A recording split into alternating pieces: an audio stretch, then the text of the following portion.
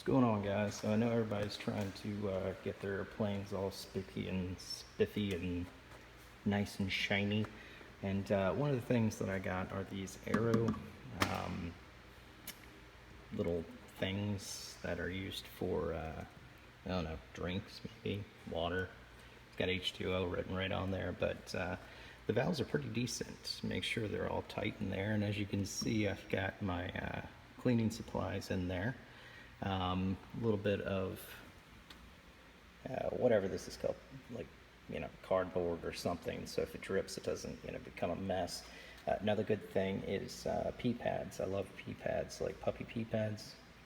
They, you're not in your hangar 24/7, so it's good to have those absorbent things out. So yeah, it's pretty self-explanatory. You just flip on this nozzle here. You got some spray bottles, got water. They're all kind of marked from what they are here, and that way you can do little touch-ups. That one's pretty easy. That's that polyglide stuff. And then got some water there, and this has got nothing in there. But yeah, I mean, you don't need to go crazy. Just it's a nice way to carry a bunch of stuff in a limited amount of space here, and you're always on the go by just flipping that spigot. There we go, that's the word I was looking for. Words are hard. But yep, they just fill up in the top here. I think they're 2.5 gallons. I'll leave the little thing below there for you if you're interested in getting some of these. But it's nice, fits on the rack or even on the floor, doesn't really matter. Outside of, if you do leave it on the floor, be cautious.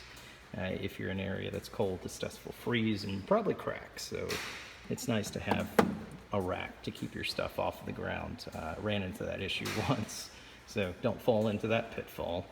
Put something on the ground, it freezes, and then it cracks. So yeah, keep it off the ground and should be okay. These are pretty robust. The plastic's a decent thickness to it, and it works all right. But yeah, just something that I haven't shared yet.